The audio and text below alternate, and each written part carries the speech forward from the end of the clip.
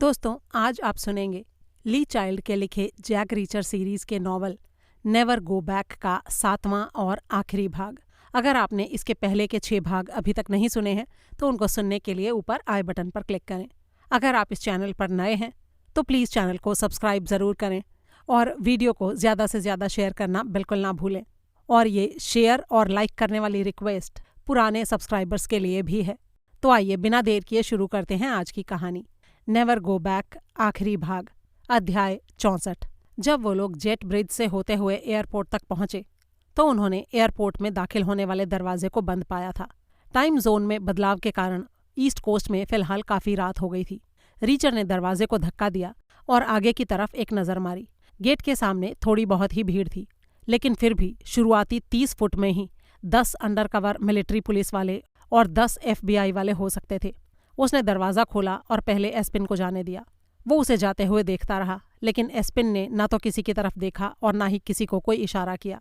उसके पीछे पीछे टर्नर और रीचर भी आगे बढ़ने लगे। 1 मिनट बाद वो तीनों एक गलियारे में बैगेज क्लेम के साइन के नीचे खड़े थे। रीचर ने एस्पिन से कहा, आप आगे जाइए, हम लोग यहीं पर रहेंगे ताकि ये जांच सकें कि कहीं आपने एयरपोर्ट सिक्योरिटी के दूसरी तरफ अपने लोगों को तैनात तो नहीं कर रखा है। अरे ऐसा कुछ भी नहीं है रीचर, लेकिन फिर भी हम यहीं रहेंगे। लेकिन क्यों? अपनी स्ट्रैटेजी बनाने के लिए। ठीक है, मैं आपको 24 घंटे का टाइम दे रहा हूँ। हाँ ठीक है, इतना टाइम मेरे लिए काफ़ी होगा। एस्पिन आगे बढ़ गया और रीचर और टर्नर उसे जाते हुए देखते रहे। फिर रीचर ने कहा, चलो चलकर एक एक कप कॉफ़ी पीते हैं। क्या हम लोग वाकई यहाँ रहने वाले हैं? टर्नर ने पूछा। यहाँ रुकने से हमें फ़ायदा है। अगली फ़्लाइट अमेरिकन है जो 2 घंटे में यहाँ पहुँचने वाली है और मुझे पूरा यकीन है कि श्रेगो उसी में होगा और प्लेन से लेकर सिक्योरिटी के दूसरी साइड तक उसके पास कोई हथियार भी नहीं होगा, इसलिए उसके ऊपर हमला करने का यही सबसे अच्छा मौका होगा। क्या हम उस पर हमला करेंगे? टर्नर ने पूछा। नहीं करेंगे तो नहीं, लेकिन मैं एस्पिन के दिमाग में ये बात डालना चाहता था। अगर 1 घंटे बाद उसका दिमाग अपने निर्णय पर कायम नहीं रह पाता है तो वो यही सोचेगा कि हम एयरपोर्ट पर ही हैं, लेकिन असल में हम यहाँ नहीं होंगे। टर्नर रीचर का आशय समझकर मुस्कुरा दी। अपने अनुभवों से रीचर जानता था कि DC में सफलता हासिल करने वाले उद्यमों में जो ज़रूरी समानता थी वो उन सभी का यहाँ पर एक मजबूत ठिकाना होना थी। उनके सामने भी अब जो काम था उसके लिए उनको भी एक ठिकाने की ज़रूरत पड़नी थी। रीचर जानता था कि ऐसा ठिकाना वो कैश से नहीं खरीद सकते थे। अगर वो किसी भी ढंग के होटल में जाते तो उनको बिल क्रेडिट कार्ड से ही अदा करना पड़ता।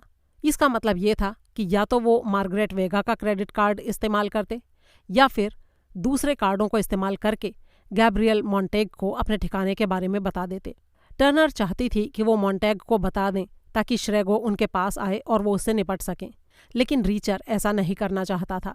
उसने टर्नर को समझाया, देखो, अगर उन्होंने श्रेगो को हमारे ठिकाने तक भेजा और वो वहाँ से गायब हो गया तो उन्हें तुरंत पता चल जाएगा। मैं नहीं चाहता कि उनको ये पता चले कि श्रेगो के साथ क्या हुआ है।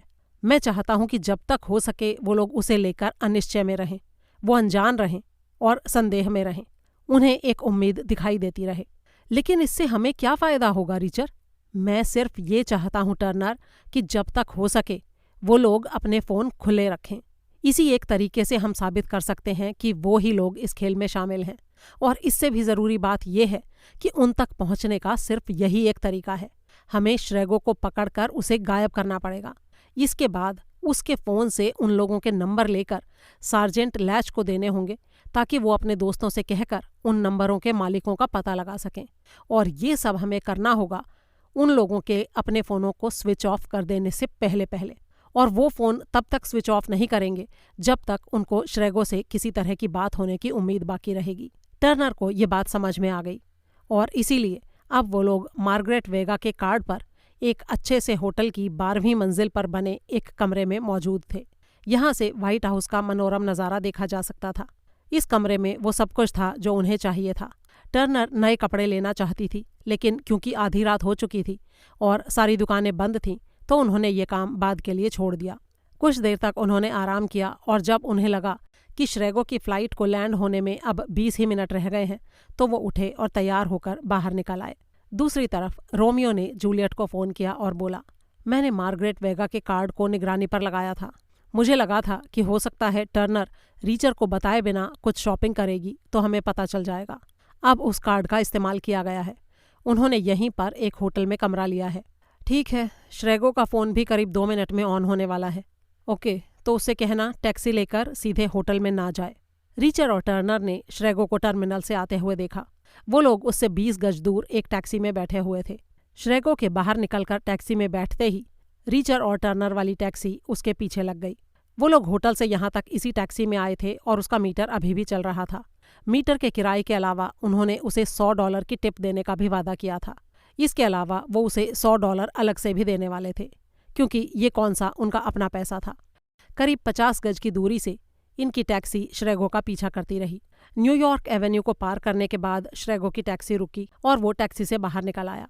इस वक्त वो लोग लाफायट स्क्वायर के बराबर पर थे, जो व्हाइट हाउस के ठीक सामने था, लेकिन 2 ब्लॉक ईस्ट की तरफ अभी भी 14वीं स्ट्रीट पर था। यहाँ पर क्या है? टर्नर ने कहा। देखते हैं, रीचर ने जवाब दिया।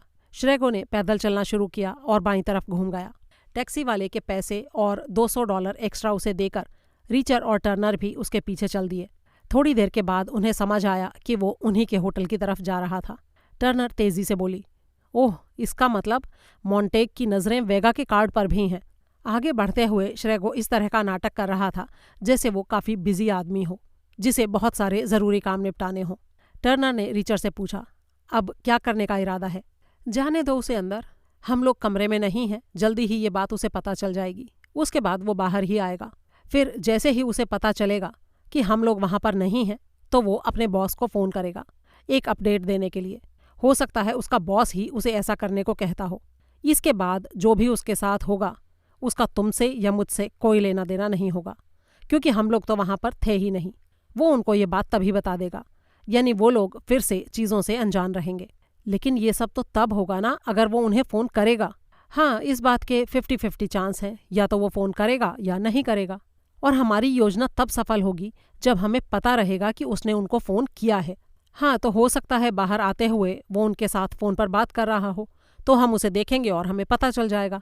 लेकिन रीचर ये भी तो हो सकता है वो उन्हें कमरे से ही फ़ोन कर दे। उसका भी 50-50 चांस है। या तो हम उसे फ़ोन करते हुए देखेंगे या नहीं देखेंगे, या तो हमें पता रहेगा या फिर पता नहीं रहेगा। टर्नर ने कोई जवाब नहीं दिया। दोनों पार्क के बाहर अंधेरे में खड़े रहकर इंतजार करने लगे। ये सुबह के करीब 2 बजे का वक्त था। मौसम अभी भी ठंडा था। करीब 9 मिनट बाद श्रेगो होटल से बाहर निकल आया। जब वो दरवाजे से बाहर निकल रहा था तो उसके हाथ में कोई फ़ोन नहीं था। टर्नर ने रीचर से सवाल किया, क्या कहते हो, चित या पट?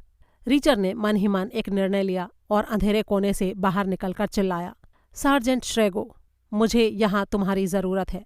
मुझे तुम्हें एक ज़रूरी खबर देनी है। अध्याय 65। श्रेगो रीचर की आवाज़ सुनकर हिला तक नहीं, अपनी जगह पर स्थिर खड़ा रहा। रीचर ने फिर से कहा, तुम्हारे लिए एक बुरी खबर ये है कि तुम्हारी किस्मत ने अब तुम्हारा साथ छोड़ दिया है। अब तुम किसी भी हालत में ये लड़ाई जीत नहीं पाओगे। हम लोग असलियत के एकदम नज़दीक पहुंच गए हैं। हाँ, अगर तुम इसी वक्त इसी सड़क पर हम दोनों को रास्ते से हटा देते हो तो शायद तुम जीत जाओगे, लेकिन हमें पता है कि तुम ये नहीं कर सकते। लेकिन फिर भी तुम अपना नुकसान होने से बचा सकते हो। तुम सारी बातें हमें लिख कर दे दो और बाकी हम देख लेंगे और तुम्हें छोड़ भी देंगे। श्रेगो ने कुछ नहीं कहा। रीचर ने फिर से कहा, अगर चीज़ों को लिखने में तुम्हें दिक्कत होती है तो तुम अपना बयान हमें टेप रिकॉर्डर पर रिकॉर्ड भी करवा सकते हो, लेकिन सारे राज तुम्हें उगलने ही पड़ेंगे, ये ध्यान रखना। ये एक काफ़ी बड़ा स्कैंडल होने वाला है।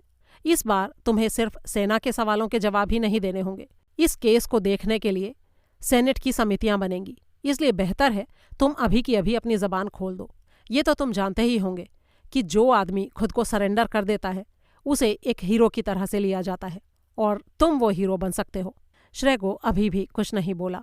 तुम ये भी कह सकते हो श्रेगो कि तुम टॉप वाले लोगों को नहीं जानते। इससे तुम्हारी परेशानियां थोड़ी कम हो जाएंगी। तुम बस मॉर्गन के बारे में उनको बता देना, इतना काफ़ी होगा। और अब तुम्हारे सामने सिर्फ 2 ऑप्शन है, या तो तुम यहाँ से बाहर की तरफ भाग सकते हो या फिर ये सड़क पार करके हमारे पास आ सकते हो।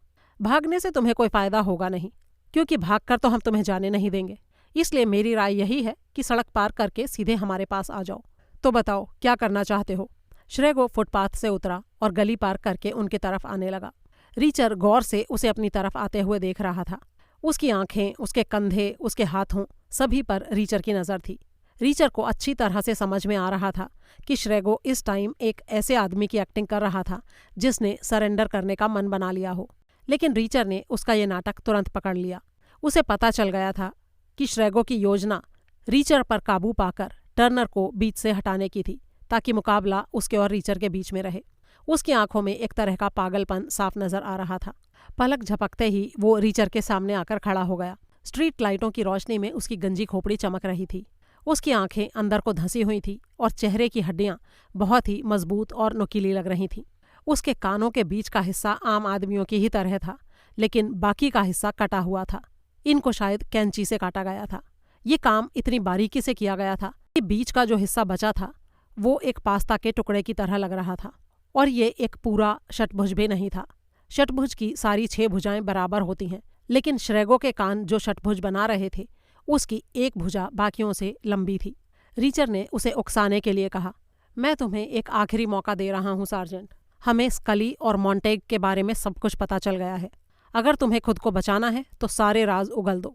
और हाँ, तुम्हें ये बताना मैं अपना फर्ज समझता हूँ कि तुम चाहे हमें सारी बातें बताने का फैसला लो या नहीं बताने का, तुम्हारा एक हाथ तो मैं तोड़कर रहूंगा।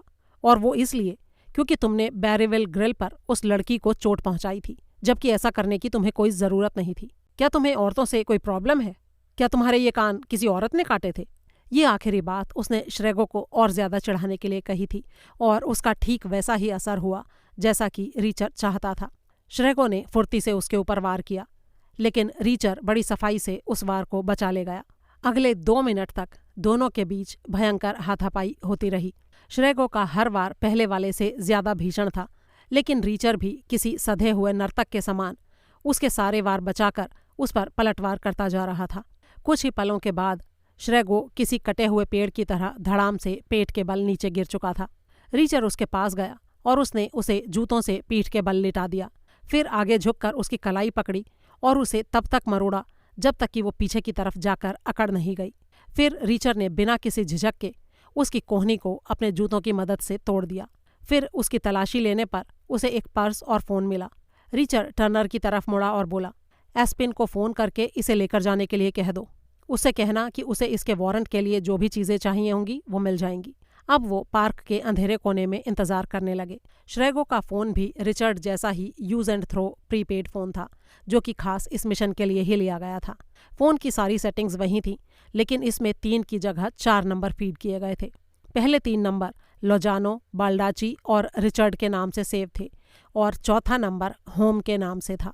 रीचर ने कॉल हिस्ट्री देखी तो पाया कि श्रेगो ने होटल से निकलने से 2 मिनट पहले होम वाले नंबर पर कॉल किया था।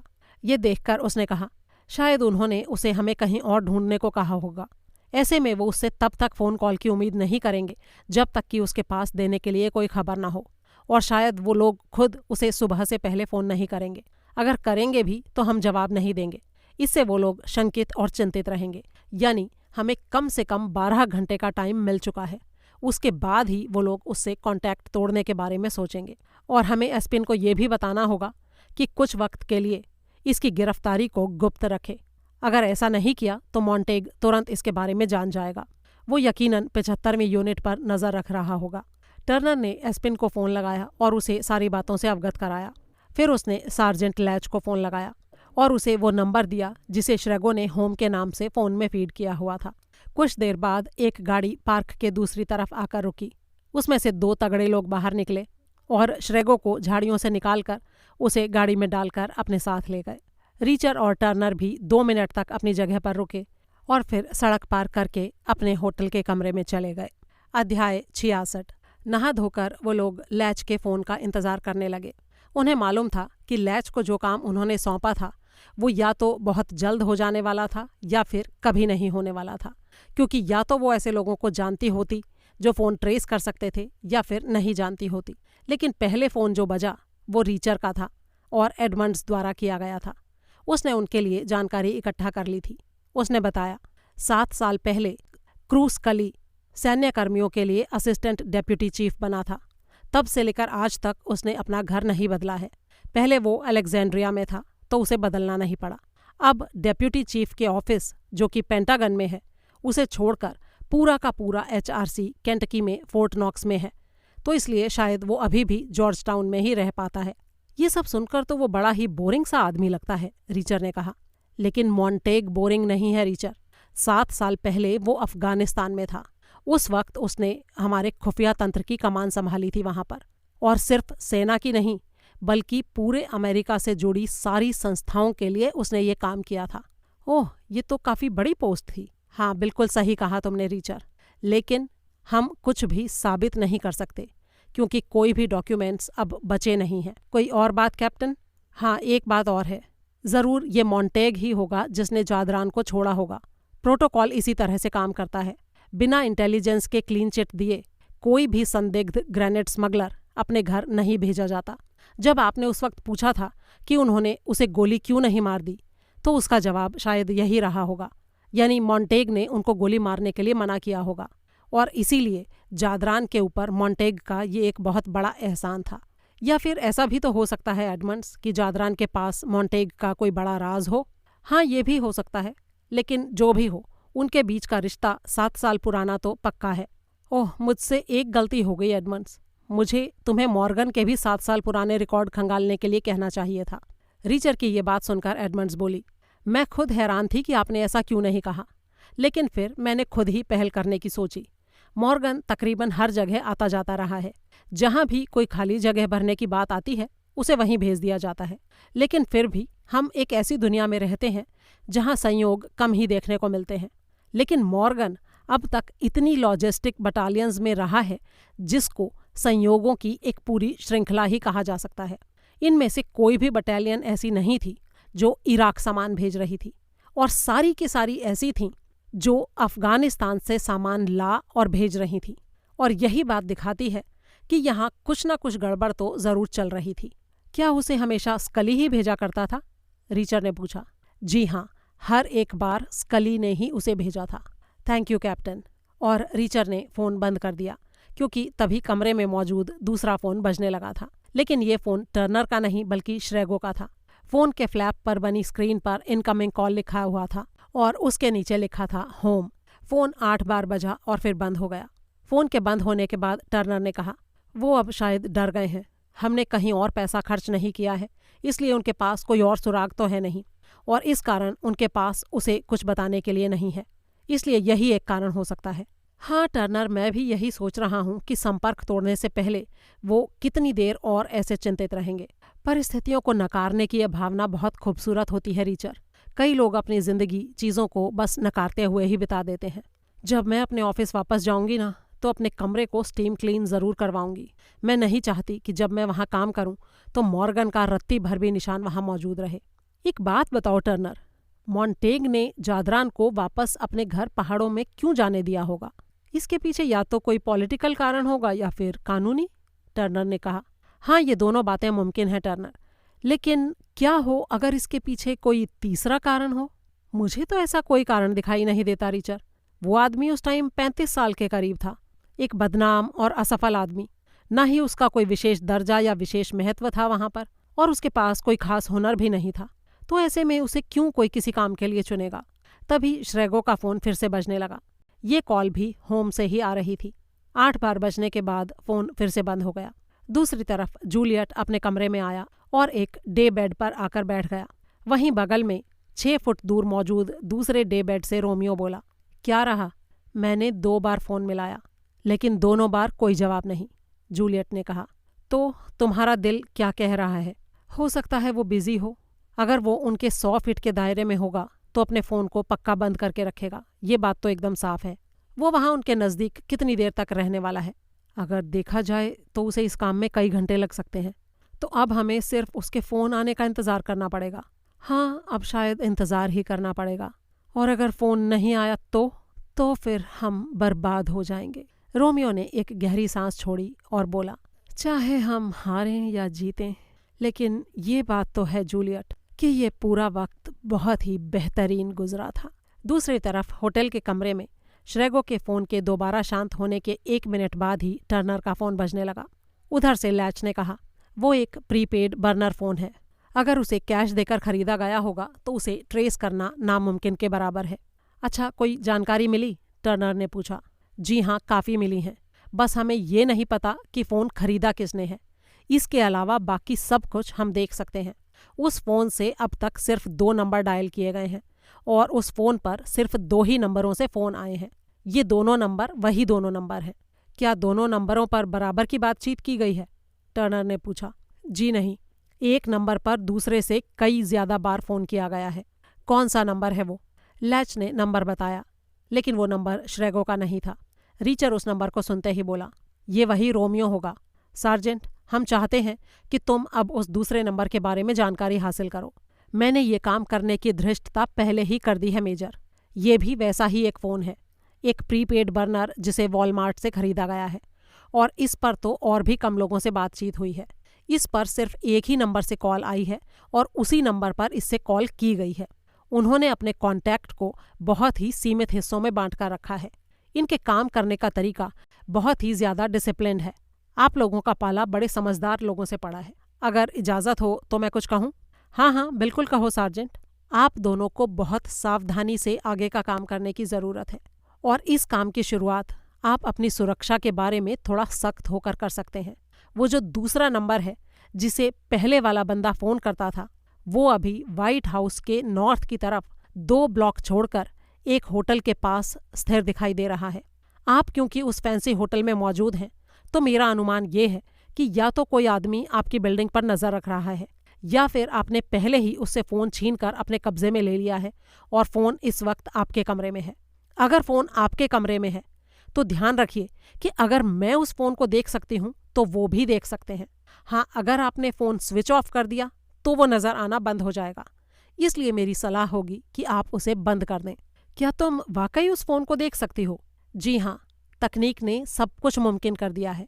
ओह, तो क्या तुम उन दोनों फ़ोनों को भी देख सकती हो, मतलब रोमियो और जूलियट वाले? जी हाँ, बिल्कुल। वो अभी भी मेरी नज़र के सामने हैं। जॉर्ज टाउन के एक एड्रेस पर वो अभी एक साथ मौजूद हैं। अभी? इस वक्त? जी हाँ, अभी इस वक्त। वो स्कली के घर पर हैं या मॉन्टेग के घर पर? ये उन दोनों में से किसी का भी घर नहीं है, और मुझे ये भी नहीं पता कि वो कौन सी बिल्डिंग है या क्या है। अध्याय 67। लैच ने उन्हें बताया कि फ़ोन से किसी की लोकेशन का पता लगा पाने में काफ़ी पेच रहते थे। इसमें गलती होने की संभावना भी बनी रहती थी, लेकिन अधिकतर लोग इतना तो मानते थे कि ये बात काफ़ी सटीकता से बताई जा सकती थी कि वो फ़ोन किस बिल्डिंग में मौजूद था। जितनी ज़्यादा बड़ी इमारत होती, उतनी ही ज़्यादा सटीकता से ये बात बताई जा सकती थी। लैच के अनुसार ये दोनों फ़ोन भी फ़िलहाल एक बहुत बड़ी इमारत में मौजूद थे। उसने पता निकालकर कंप्यूटर पर सर्च किया तो स्ट्रीट व्यू ने दर्शाया कि ये एक अच्छा खासा बड़ा टाउन हाउस था। लैच ने उनको इमारत के बारे में और भी जानकारी भेजी, जिसके अनुसार वो एक 4 मंजिला इमारत थी जिसकी बाहरी दीवार पुरानी ईंट जैसे डिज़ाइन की बनी हुई थी। उसका मेन गेट काफ़ी सुंदर था और चमकीले काले रंग का था। दरवाजे के ऊपर एक पीतल की लालटेन लगी थी और दरवाजे के दोनों तरफ खिड़कियां थीं।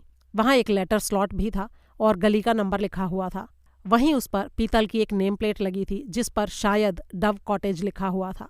टर्नर उस वक्त लैच के साथ ही फ़ोन पर बात कर रही थी जब रीचर ने एडमंड्स को फ़ोन लगा दिया था। उसने एडमंड्स को वो पता दिया और उसके बारे में जानकारी इकट्ठा करने को कहा। टर्नर ने लैच के साथ बात खत्म की और फिर रीचर से बोली, हमारे पास कार नहीं है, हम जाएंगे कैसे? हम टैक्सी लेंगे और फिर उसे थोड़ी दूर तक छोड़कर उस बिल्डिंग तक पैदल ही जाएंगे। ठीक है, लेकिन मैं जाने से पहले एक बात तुमसे पूछना चाहती हूँ रीचर। जब वो हमें मिल जाएंगे तो क्या तुम उनके सिर बटर नाइफ से काटने वाले हो? अभी तक तो मैंने बटर नाइफ खरीदे नहीं हैं, हो सकता है रूम सर्विस से मंगवा लूँ। रीचर, क्या अभी भी मैं तुम्हारी सीईओ हूँ? पता नहीं, लेकिन कहना क्या चाहती हो? मुझे उन दोनों को गिरफ्तार करवाना है। मैं चाहती हूँ कि वो डायर में जेल की कोठरियों में बंद रहें और उनका कोर्ट मार्शल किया जाए। मैं सब कुछ कायदे से करना चाहती हूँ, नियमों के अनुसार। मैं ये भी चाहती हूँ कि मुझे सबके सामने निर्दोष घोषित किया जाए। ज्यूरी सारी बातें सुने और फिर सुनवाई करे, और इसके लिए उन दोनों का जिंदा रहना बहुत ज़रूरी है। लेकिन गिरफ्तारी के लिए कारण की ज़रूरत भी तो पड़ेगी ना? वो तो बटर नाइफ से सिर काटने के लिए भी पड़ेगी रीचर। अच्छा ठीक है, लेकिन मैं अभी भी यही कहूँगा कि बटर नाइफ का इस्तेमाल करना ज़्यादा आसान रहता। तभी रीचर का फ़ोन बजने लगा। फ़ोन पर एडमंड्स थी। बड़ी जल्दी काम कर दिया, रीचर ने उससे कहा। हाँ, क्योंकि मुझे लगा अगर मैं काम जल्दी निपटा देती हूँ तो शायद थोड़ी देर के लिए मुझे सोने को मिल जाए। अब सुनो रीचर, ये जो डव कॉटेज है ये एक प्राइवेट क्लब है। ये 4 साल पहले खोला गया था। इसके मेंबर्स की लिस्ट को गुप्त रखा गया है। 4 साल पहले? 4 साल पहले ही तो मॉर्गन ब्रैग में था और श्रेगो को लेकर एक टीम बना रहा था। लेकिन हम दोनों में कोई संबंध साबित नहीं कर सकते रीचर, इस बात को समझो तुम। अच्छा ये बताओ, क्या स्कली और मॉन्टेग इसके मेंबर्स हैं? मैंने कहा ना, इसके मेंबर्स की लिस्ट गुप्त है। हाँ, लेकिन ये बात ज़रूर है कि सारे मेंबर्स मर्द हैं। इनमें राजनेता हैं, सेना, मीडिया और बिजनेस के लोग भी हैं। लेकिन ये कोई पॉलिटिकल सलोन नहीं है। वो लोग इधर किसी तरह के डील्स नहीं करते हैं। ये लोग वहाँ पर अपना मनोरंजन करने के लिए जाते हैं। कभी कभी वो लोग सारी रात भी वहाँ बिताते हैं। ओके, वो करते क्या हैं वहाँ? ये कोई नहीं जानता रीचर। और इसकी मेंबरशिप लेने के लिए क्या करना होता है? मेरे ख्याल से इसका मेंबर सिर्फ इनविटेशन मिलने पर ही बना जा सकता है। आपकी जान पहचान किसी ऐसे आदमी से होनी चाहिए जो ये काम करवा सके। और किसी को भी ये नहीं पता कि वो अंदर करते क्या हैं। नहीं रीचर, डीसी में सैकड़ों प्राइवेट क्लब हैं। कौन कहाँ क्या करता है इसकी जानकारी रखना बहुत मुश्किल काम है। थैंक यू काउंसलर, आपने अब तक जो कुछ भी किया उस सब के लिए। आपने वाकई बेहतरीन काम किया है। क्या आप मुझसे अलविदा कह रहे हैं रीचर? हो सकता है या फिर नहीं भी हो सकता है, बिल्कुल एक सिक्का उछालने की तरह। और फिर फोन बंद हो गया। वो जिस जगह पर थे और उस वक्त वहाँ जो मौसम था उसके हिसाब से सनराइज होने में 1.5 घंटे का टाइम बचा था। वो सड़क पर आए और एक टैक्सी लेकर 16वीं स्ट्रीट पर स्कॉट सर्कल की तरफ बढ़ गए। वहाँ से विस्कॉन्सिन एवेन्यू के एक कोने तक जाकर उन्होंने टैक्सी छोड़ दी। अब वो अपने लक्ष्य की तरफ पैदल ही बढ़ने लगे। ये इलाका काफ़ी समृद्ध इलाकों में गिना जाता था। 2 मोड़ लेने के बाद वो अपनी मंजिल के सामने खड़े थे। ये एक बड़ा ही खूबसूरत सा घर था, एकदम सादगी से बना हुआ, लेकिन फिर भी एक खास तरह की चमक उसमें मौजूद थी। एक पीतल की छोटी नेम प्लेट वहाँ लगी थी। कुछ खिड़कियों में अभी भी लाइट जल रही थी। मेन गेट काफ़ी बड़ा था, जो काफ़ी मजबूत दिखाई दे रहा था। एक ऐसा दरवाज़ा जिसे ज़बरदस्ती खोलना मुमकिन नहीं था। अंदर जाने का कोई और रास्ता फिलहाल उनको दिख नहीं रहा था। लेकिन वो यहाँ किसी चमत्कार की उम्मीद में आए भी नहीं थे। उन्हें पता था कि यहाँ आकर उन्हें सही मौके का इंतज़ार करना पड़ेगा, और इस काम में उनकी मदद पड़ोस के आलीशान बंगले का खूबसूरत सा मैदान कर रहा था। मैदान के चारों तरफ लोहे की बाड़ थी, जो करीब 3 फीट ऊंची पत्थर की दीवार के ऊपर लगाई गई थी। ये दीवार इतनी चौड़ी थी कि एक छोटे आकार का आदमी इस पर आसानी से बैठ सकता था, और क्योंकि टर्नर ज़्यादा लंबी चौड़ी नहीं थी तो उसके लिए ये जगह एकदम फिट थी। वो दोनों उसी दीवार पर एक कोने में जाकर बैठ गए। यहाँ पर पेड़ों की कुछ टहनियों ने मिलकर एक ओट सी बना ली थी। इसी ओट के पीछे वो छुपे हुए थे। इंतजार करते हुए टर्नर ने कहा, लेकिन हमें ये तो पता ही नहीं है कि वो दिखते कैसे हैं। वो बाहर आकर हमारे बगल से निकलकर चले भी जाएंगे तो हमें पता ही नहीं चलेगा। टर्नर की ये बात बिल्कुल सही थी, और ऐसा ना हो इसलिए उसने उसी वक्त लैच को फिर से फ़ोन लगाया और उसे निर्देश दिया कि उस घर में मौजूद फ़ोनों के जगह बदलते ही टर्नर को इत्तला कर दी जाए। फ़ोन अभी तक तो हिले नहीं थे। वो फिलहाल उनके सामने वाली इमारत में होने का ही सिग्नल दे रहे थे। रीचर ने सामने दिख रही खिड़कियों और दरवाजे पर नज़र मारी। एडमंड्स ने उसे बताया था कि लोग वहाँ पर मज़े करने जाते थे और कभी कभी वो पूरी रात वहाँ बिताते थे। अगर वाकई ऐसा था तो अब उनके निकलने का वक्त हो चुका था। चाहे वो राजनेता हों, सेना के लोग हों, मीडिया वाले या व्यापारी, काम तो सभी को करना ही होता था। इस बात की पूरी संभावना थी कि अब वो लोग लड़खड़ाते हुए बाहर आएंगे ताकि घर जाकर नहा धोकर अपने काम पर जा सकें। लेकिन पहला आदमी जो उस दरवाजे से निकला वो कतई लड़खड़ा नहीं रहा था। भोर होने से 1 घंटा पहले दरवाज़ा खुला था और एक आदमी सूट बूट में चमचमाता हुआ बाहर निकला था। वो तुरंत नहाया हुआ था, बाल बने हुए थे और उसके जूते कॉटेज के दरवाजे जितने ही चमक रहे थे। वो बाईं तरफ मुड़ा और आराम से टहलता हुआ फुटपाथ पर आगे बढ़ने लगा। वो एकदम शांत और अपनी जिंदगी से काफ़ी संतुष्ट नजर आ रहा था। अगली गली में जाकर थोड़ी देर बाद वो अंधेरे में दिखाई देना बंद हो गया। रीचर ने अंदाज़ा लगाया कि वो इस जगह की कल्पना किसी और तरह से कर रहा था, एक अय्याशी के अड्डे के रूप में, जहाँ लोगों के बिखरे बाल, लाल आंखें और अस्त व्यस्त टाई होती हैं। उनके कॉलर्स पर लिपस्टिक्स के निशान होते हैं और हाथों में शराब की बोतल। लेकिन जो आदमी वहाँ से बाहर निकला वो उसकी कल्पना के एकदम उलट था। शायद ये कोई तरह का स्पा था, शायद उसे सारी रात यहाँ हॉट स्टोन मसाज दी गई थी, या फिर किसी तरह की कोई फिजिकल थेरेपी। अगर ऐसा था तो उस आदमी की हालत से लग रहा था कि उसका काफ़ी अच्छा असर इस पर हुआ था। वो काफ़ी स्वस्थ और संतुष्ट नज़र आ रहा था।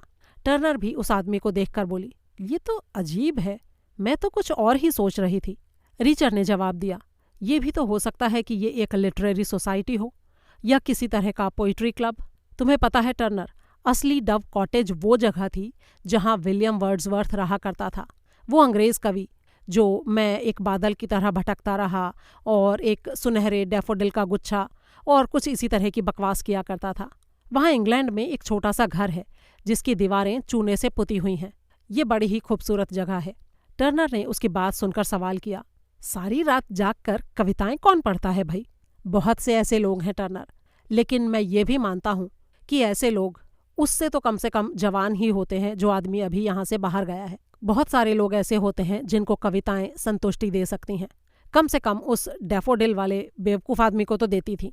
वो आराम से लेटकर अपने ख्यालों में खोने की बात करता था और किसी ऐसी अच्छी चीज़ को याद करने के लिए कहता था जो हाल फिलहाल में तुमने देखी हो। लेकिन हाँ, वो कम से कम टेनिसन से तो बेहतर ही था। ये बात तो तुम भी मानोगी। टर्नर ने कोई जवाब नहीं दिया। अगले 20 मिनट तक वो किसी और के निकलने का इंतजार करते रहे। आसमान में अब उजाला होने लगा था। एक नए दिन की शुरुआत हो रही थी। तभी दरवाजे से दूसरा आदमी निकला। ये भी पहले वाले की ही तरह था। बुजुर्ग, बना ठना, स्वस्थ, सूट बूट पहने हुए, एकदम शांत और संतुष्ट। न किसी तरह का डर और न ही किसी तरह की शर्म उसके चेहरे पर थी। वो भी पहले वाले आदमी की तरह उसी गली की तरफ मुड़ गया और टहलते हुए आराम से आगे बढ़ता रहा। उसे देखकर ऐसा लग रहा था जैसे वो पूरी तरह से संतुष्ट हो और उसकी दुनिया में सब कुछ अच्छा ही अच्छा हो रहा हो। 1 मिनट, रीचर अचानक बोला। क्या हुआ रीचर? मॉन्टेग। वो मॉन्टेग था? लेकिन लैच का फोन तो आया ही नहीं। अरे नहीं, वो मॉन्टेग नहीं था। ये क्लब मॉन्टेग का है। वो इसका मालिक है, या फिर वो और स्कली साथ में इसके मालिक हैं। लेकिन तुम ये बात कैसे कह सकते हो रीचर? इसके नाम की वजह से टर्नर, डव कॉटेज, ये बिल्कुल रोमियो की तरह का नाम है। ये आदमी बहुत ही बुरा खुफिया ऑफिसर है। वो खुद को बहुत समझदार समझता है और इसीलिए कुछ चीजें दिखाने से खुद को रोक नहीं पाता है। क्या दिखाने से रोक नहीं पाता है रीचर? मुझे अब सब कुछ समझ में आ गया है टर्नर। सुनो, ये बताओ, उसने जादरान को पहाड़ अपने घर क्यों जाने दिया? शायद उसकी हिस्ट्री के कारण? नहीं, उसकी हिस्ट्री के बावजूद वो जो था, उसके भाई जो थे, वही उसके वापस भेजे जाने का कारण था। उसके भाइयों ने उसे माफ किया और उसे वापस घर में ले लिया। जादरान ने खुद का पुनर्वास करके कोई भूमिका नहीं पाई। उसके भाइयों ने इसमें उसकी मदद की और उसे एक काम दिया। उन्होंने मॉन्टेग से जो सौदा किया था, ये उसी का हिस्सा था। ये एक 2 तरफा रास्ता था। कैसा सौदा रीचर? तुम क्या कह रहे हो? मुझे कुछ समझ में नहीं आ रहा। देखो, लोगों को ये तो याद रहता है कि वर्ड्सवर्थ अपनी बहन डोरोथी के साथ रहता था, लेकिन वो ये भूल जाते हैं कि वो दोनों वर्ड्सवर्थ की पत्नी और उसकी साली के साथ रहते थे। साथ में उनके बच्चे भी थे। 4 साल में शायद उनके 3 बच्चे हो गए थे। ये सब कब की बात है रीचर? 200 साल पहले की। तो हम अभी इतनी सुबह इस पर चर्चा क्यों कर रहे हैं? जो असली डव कॉटेज था ना, वो एक छोटा सा मकान था जिसमें 7 लोगों का रहना काफी मुश्किल था। इसलिए वो लोग वहां से कहीं और चले गए थे। इसके बाद वहां पर एक नया आदमी रहने आया था, टॉमस डे क्विंसी नाम का आदमी। वो भी एक लेखक था। उस टाइम वहां लेखकों की पूरी जमात रहा करती थी और वो सब दोस्त हुआ करते थे। लेकिन वर्ड्सवर्थ डव कॉटेज में सिर्फ 6 साल रहा। वहीं पर डे क्विंसी वहां 11 साल रहा। इसलिए अगर ज्यादा वक्त गुजारने को पैमाना माना जाए तो वो कॉटेज वर्ड्सवर्थ से ज्यादा डे क्विंसी का है। फिर भले ही लोग वर्ड्सवर्थ के कारण उसे पहचानते हों, शायद इसलिए क्योंकि वर्ड्सवर्थ एक बेहतर कवि था। तो फिर क्या करूं? तुम खुलकर क्यों नहीं समझाते हो अपनी बात? तभी कॉटेज का दरवाजा खुला और रीचर बोला, रुको, देखो जरा क्या होता है। इस बार एक तीसरा आदमी बाहर निकला। उसके बाल सफेद थे, लेकिन वो घने और काफी खूबसूरती से बनाए गए थे। उसका चेहरा गुलाबी था, धोया हुआ, और उसने शेव भी की हुई थी। उसके बदन पर $3000 का सूट था और उसकी शर्ट एकदम ताज़ा प्रेस की गई थी। उसकी सिल्क की टाई काफ़ी खूबसूरत थी। ये शायद एक राजनेता था। वो कुछ पलों के लिए दरवाजे के पास खड़ा रहा और फिर एक गहरी सांस लेकर चलने लगा। वो भी उन पहले वाले 2 लोगों की तरह खुश और शांत दिखाई दे रहा था। उसी गली में जाकर वो भी नज़रों से ओझल हो गया। तो अब बताओ टर्नर, तुमने क्या निष्कर्ष निकाला? इससे ज्यादा और कुछ नहीं रीचर कि ये कोई ऐसी जगह है जहां पर अच्छे घरों के बुजुर्ग सज्जन आकर अपना कोई शौक पूरा करते हैं। ये बताओ, ऑर्डिनेंस शिपमेंट में क्या लाया जा रहा है? अरे मुझे कैसे पता होगा रीचर? अच्छा ये तो पता होगा कि जादरान और उसका परिवार पेट पालने के लिए क्या काम करते थे? वो अपने खेतों में काम करते थे। हाँ, खेतों में काम करते थे, लेकिन वहाँ क्या उगाते थे? पॉपी। बिल्कुल सही जवाब टर्नर। और उन्होंने जादरान को एक काम सौंपा। वो उनके लिए इसे बेचा करता था, क्योंकि जैसा तुमने बताया उसके कनेक्शन पहले से ही बने हुए थे। अब बताओ, टॉमस डे क्विंसी ने क्या लिखा था? पता नहीं, शायद कविताएं। उसकी सबसे प्रसिद्ध रचना एक बायोग्राफी टाइप की किताब थी, जिसका नाम था confessions of an English opium eater. Dove cottage में लगातार 11 सालों तक वो यही करता आया था।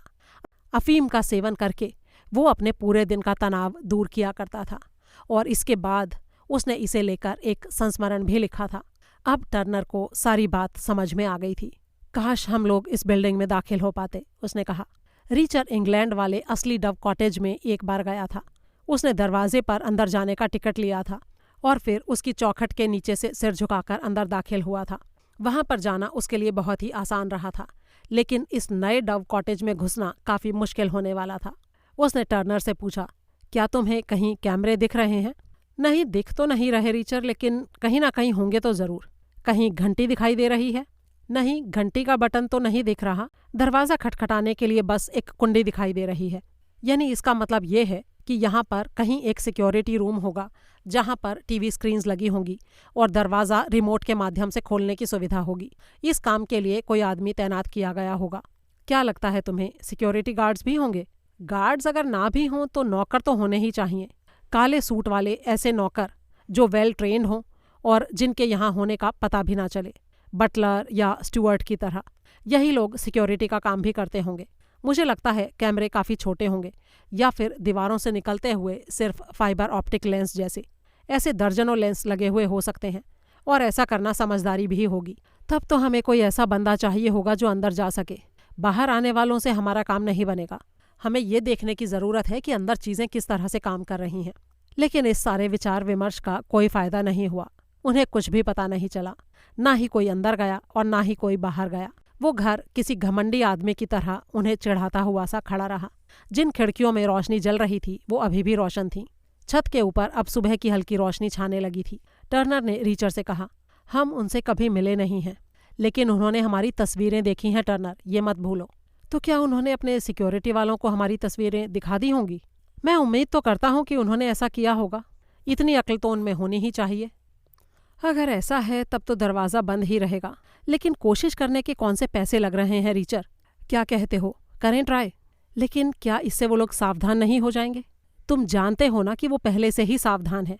या फिर ये भी हो सकता है टर्नर कि वो औरतों को अंदर जाने ही ना देते हों। उनको ये बात समझाने के लिए किसी ना किसी को तो भेजना पड़ेगा ना। अगर वो हमें नहीं पहचान पाए तो हम कोई भी हो सकते हैं, सरकारी अधिकारी हो सकते हैं या ऐसे ही कुछ और। उन्हें हमसे बात तो करनी ही पड़ेगी। अच्छा ठीक है, हमारे पास एक ऑप्शन है दरवाज़ा खटखटाने का। तुम इसे ऑप्शंस की लिस्ट में कहाँ पर रखोगी? बीच में रखूंगी। उनको इंतज़ार करते करते 5 मिनट और गुजर गए। रीचर ने टर्नर से पूछा, तुम्हारे ऑप्शंस में सबसे ऊपर क्या है?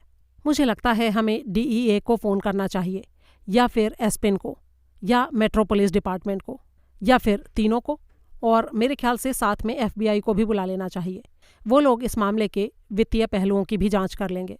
ठीक है टर्नर, तुम CEO हो, फैसला तुम्हें लेना है, जैसे तुम चाहो। मैंने तुमसे पहले भी कहा था रीचर, मुझे उनको कानून के दायरे में रहकर ही गिरफ्तार करना है। हाँ, वो तो मुझे भी करना है। क्या वाकई? नहीं, क्योंकि तुम ऐसा चाहती हो, और वैसे भी जहाँ तक संभव हो मैं लोगों को कानूनन गिरफ्तार करवाना ही पसंद करता हूँ। मैं कोई जंगली जानवर नहीं हूँ। टर्नर इस बात पर मुस्कुरा दी। तो चलो फ़ोन घुमाओ, रीचर ने कहा। पहले किसे मिलाऊं? लैच को मिलाओ। बेहतर होगा कि वो ये सब कुछ देखे, वरना ये कीस्टोन कॉप्स जैसा ही कुछ यहाँ पर भी हो जाएगा। टर्नर ने अपनी जेब खाली की और उससे 2 फ़ोन निकाले। एक फ़ोन उसका था और एक श्रेगो का। श्रेगो वाले फ़ोन को उसने बगल की दीवार पर रख दिया और अपने फ़ोन से लैच का फ़ोन मिलाने लगी। तभी श्रेगो का फ़ोन एक बार फिर से बजने लगा। इस बार भी ये कॉल होम से आ रही थी। फ़ोन 8 बार बजा और फिर शांत हो गया। टर्नर ने कहा, सुबह हो चुकी है। शायद ये किसी तरह की डेडलाइन थी। या तो उन लोगों ने पहले से ये निर्धारित की थी, या फिर उन्होंने खुद से ही ये सोच लिया होगा। अब उनके ऊपर घबराहट हावी होने लगी होगी। वो जल्दी ही श्रेगो से संपर्क होने की उम्मीद छोड़ देंगे। वो दोनों घर को करीब 1 मिनट तक ताकते रहे। जब वो दूसरी तरफ मुड़े तो ऊपर की मंजिल में एक खिड़की में उनको एक पीले रंग की तेज रोशनी दिखाई दी, किसी पुराने कैमरे के फ्लैश की तरह। और फिर गोली चलने की 2 दबी दबी आवाज़ें सुनाई दीं। ये गोलियां लगभग एक साथ चली ज़रूर थीं, लेकिन उनमें इतना फ़र्क था कि इस बात का अंदाज़ा आसानी से लगाया जा सकता था कि वो एक ही गन से नहीं चली थीं। हाँ, वो ऐसे 2 बुजुर्ग लोगों की बंदूकों से चली गोलियां ज़रूर लग रही थीं जिन्होंने 3 तक गिना हो और फिर ट्रिगर दबा दिए हों। अध्याय 68। गोलियां चलने के करीब 1 मिनट बाद तक कोई भी हलचल उस घर में नहीं हुई। फिर अचानक से वो काला दरवाज़ा खुला और लोगों का एक पूरा रेला सा बाहर को निकला। लोगों की इस भीड़ में से कुछ लोग बाहर जाने के लिए पूरी तरह से तैयार लग रहे थे, कुछ लगभग तैयार थे और कुछ ऐसे थे जिनके कपड़े अभी भी अस्त व्यस्त थे।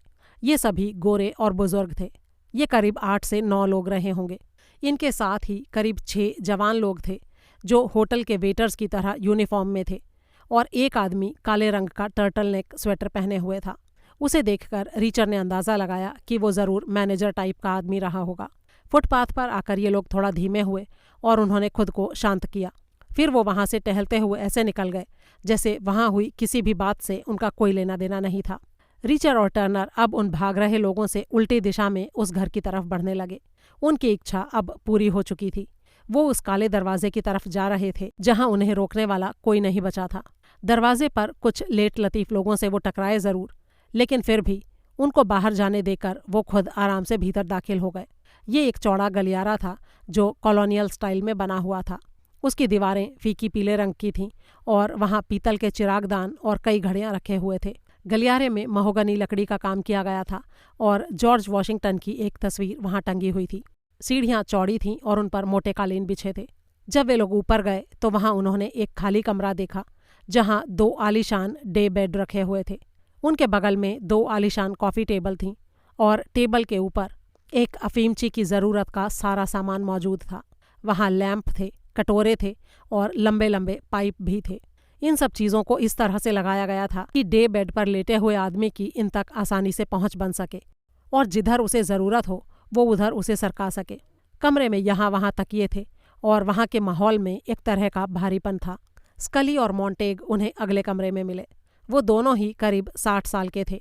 दोनों के ही बाल सफ़ेद थे और दोनों ही काफ़ी फिट दिखाई दे रहे थे, पर वो ज़्यादा तगड़े नहीं थे। वो ऐसे जनरल नहीं थे जो अपने लोगों को ये दर्शाना चाहते हों कि वो इन्फेंट्री से हैं। उन्हें लोगों को ये बात जताने में दिक्कत नहीं थी कि वो बैक रूम्स से आते थे।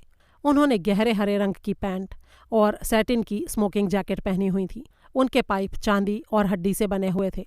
दोनों की ही कनपट्टी में छेद बने हुए थे जो कि गोली के आर पार होने से बने थे। 9 mm की बुलेट जो उनकी सर्विस बरेटा से बनी थी। उनकी बंदूकें वहीं ज़मीन पर पड़ी थीं। गोली दाईं तरफ से मारी गई थी।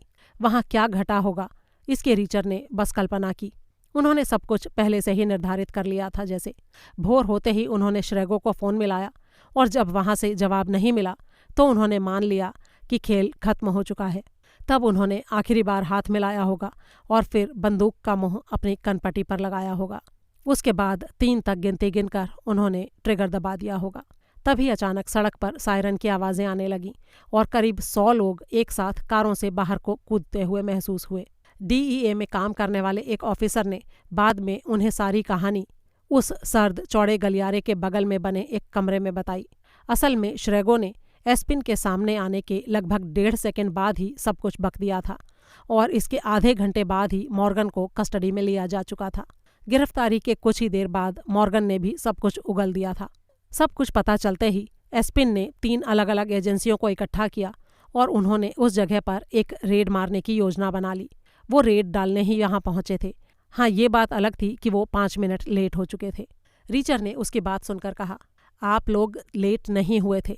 अगर आप लोग आज की जगह कल भी यहाँ पहुँचते तो वो लोग यही कदम उठाते। उन्हें इस बात से कोई फ़र्क नहीं पड़ता कि उन सीढ़ियों से ऊपर कौन आ रहा है। वो एक सज्जन इंसान की तरह ही इस दुनिया को छोड़ने का फैसला करते। उस आदमी ने रीचर और टर्नर को ये भी बताया कि डव कॉटेज जैसे अफीम पीने के अड्डे पूरी दुनिया में मौजूद थे। वहाँ अक्सर ऐसे सभ्य लोग जाते थे जो बियर से ज़्यादा एक अच्छी वाइन को पसंद करते हैं। उनके हिसाब से ओपियम एक असली प्रोडक्ट था जिसे गर्म करके भाप के रूप में बदला जाता था और फिर उसका कश खींचा जाता था। वो ये समझते हैं कि ये पढ़े लिखे सुसभ्य व्यक्तियों की पसंद है, जो ऑर्गेनिक शहद जैसी मीठी होती है, जो सीधे सोर्स से लाई जाती है। इसमें किसी तरह की मिलावट नहीं होती, ना ही इसे इसमें कोई बदलाव करके बनाया गया होता है। इससे किसी भी तरह की छेड़छाड़ नहीं की जाती। और फिर जैसा कि ऊंची क्वालिटी की वाइन के साथ होता है, वैसी ही बकवास बातें इसके साथ भी होने लगी। चीज़ कहाँ उगाई गई है, ये बात बहुत महत्वपूर्ण होने लगी। बिना किसी वजह के अफगान से आने वाली चीज़ को सर्वश्रेष्ठ माना जाने लगा। हर एक पहाड़ी की जांच करवाई गई, जैसे अंगूरों के बागों की करवाई जाती है। ऐसे में जादरान के यहाँ पैदा होने वाली क्वालिटी को उत्तम माना गया। इसीलिए मॉन्टेग ने उसके भाइयों के साथ एक सौदा किया। उनके द्वारा उगाई गई अफीम ऊंची क्वालिटी की थी। उन्होंने उसे एक ब्रांड बना दिया और उसका नाम जेड रखा। इसके बारे में उन्होंने खूब बढ़ा चढ़ाकर पब्लिसिटी की। इसका असर यह हुआ कि डव कॉटेज की मेंबर से होने वाली कमाई दिन दूनी रात चौगुनी बढ़ने लगी। 4 साल तक ये सब कुछ बढ़िया से चलता रहा। लेकिन फिर उनका जो आदमी वहाँ की चीज़ें संभालता था, उसे किसी ने वहाँ उत्तर दिशा में किसी से मिलने जाते देख लिया। इसके बाद उनकी लाख कोशिशों के बाद भी सारी चीज़ें उनके हाथ से निकलती चली गईं। एस्पेन इस दौरान आया और उसने उन्हें बताया कि उन्होंने इस मामले को ठीक करने की बहुत तगड़ी कोशिशें की थीं। उसने ये भी बताया कि वो अभी उनके आधे फाइनेंशियल रिकॉर्ड से ही गुजरा था, लेकिन अभी से उसे पता चल गया था कि वो $1,00,000 मॉन्टेग के अकाउंट से आए थे।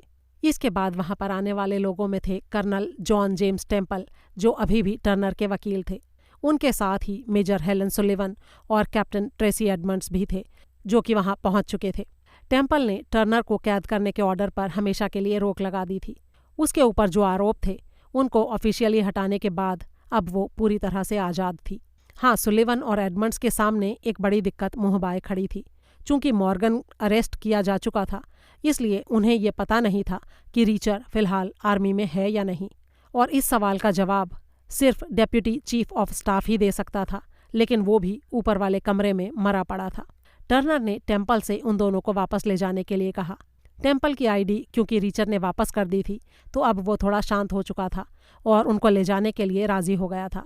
गाड़ी का माहौल तनावपूर्ण था, लेकिन रीचर टर्नर को जल्दी से जल्दी होटल वापस ले जाना चाहता था। इसके लिए कर्नल की सेडान पैदल जाने से काफ़ी बेहतर ऑप्शन थी, लेकिन वो लोग होटल नहीं गए। जाहिर था टर्नर ने टेम्पल को उन्हें होटल नहीं बल्कि रॉक क्रीक ले जाने के लिए कहा था, क्योंकि वो लोग नदी पार करके वर्जीनिया में दाखिल हुए। वो उसी पुरानी बिल्डिंग की तरफ जा रहे थे, अपने बेस की तरफ। जब वो लोग हेडक्वार्टर पहुंचे तो दिन चढ़ आया था। सभी लोग बिल्डिंग में मौजूद थे। रात को जिनकी शिफ्ट थी वो भी रुके हुए अपने सीओ का इंतजार कर रहे थे। एस्पिन ने उन्हें हर बात की जानकारी दे दी थी और इस खेल में होने वाले हर एक दांव पेच से अब तक वो लोग वाकिफ हो चुके थे। सार्जेंट लैच भी वहां पर थी और वो ड्यूटी कैप्टन भी था। रीचर ने उसे देखा तो सोचा कि क्या टर्नर कभी उसके चित्र बनाने की आदत के लिए उसे टोकेगी। शायद नहीं, वो उसे प्रमोशन देकर दूसरे डिपार्टमेंट में भेज देगी। टर्नर का पहला घंटा खुशियां मनाते हुए बीता। सारे लोगों ने जमकर अपने सीईओ का स्वागत किया था। 2 घंटे तक ये सेलिब्रेशन चलता रहा। उसके बाद टर्नर अपने कुछ ज़रूरी कामों में बिजी हो गई। शाम होने पर वो दोनों बिल्डिंग से बाहर निकले और उन्होंने पास ही बने एक डाइनर में जाकर खाना खाया। खाना खाने के बाद रीचर ने कहा, मैं यहाँ सिर्फ तुमसे मिलने आया था और अब चूंकि मैं तुमसे मिल चुका हूँ तो मेरा मिशन पूरा हो चुका है। फिर उन दोनों ने अपनी अपनी जेबों से सामान निकालकर उसे टेबल पर रखा। टर्नर ने बटुए, क्रेडिट कार्ड और श्रेगो के फ़ोन को जांच के लिए ले लिया और रीचर ने आने वाले कुछ दिनों के लिए थोड़ा कैश उठा लिया। उसने वहाँ सिर्फ $30 छोड़े, जिन्हें टर्नर ने सुलिवन को लौटाने का वादा किया। फिर वे दोनों बाहर पार्किंग में आ गए। बाहर का मौसम सर्द और नमीलिए हुए था। पास ही अल्साइसी पोटोमैक नदी बह रही थी और उसके पार डीसी की रोशनियों से आसमान जगमगा रहा था। दोनों ने एक दूसरे को प्यार भरी नज़रों से देखा और फिर एक दूसरे से गले मिले। फिर उन्होंने एक दूसरे को भविष्य के लिए शुभकामनाएं दी और टर्नर अपनी छोटी लाल गाड़ी में बैठकर वहां से चली गई। रीचर वहां खड़ा उसे तब तक देखता रहा जब तक वो उसकी नज़रों से ओझल नहीं हो गई। फिर उसने अपने फ़ोन को कूड़ेदान में फेंका और सड़क पार करके तब तक चलता रहा जब तक कि उसे बस यात्रियों के लिए बना बेंच नहीं मिल गया। अब वो दक्षिण की तरफ नहीं, उत्तर की तरफ जाने वाला था, बहुत दूर। फिर वो उस बेंच पर बैठ गया, एकदम अकेला। दोस्तों, ये कहानी आपको कैसी लगी, इसके बारे में अपनी राय शेयर करना बिल्कुल ना भूलें। जल्दी ही एक और कहानी के साथ आपसे फिर मुलाकात होगी। तब तक के लिए अलविदा।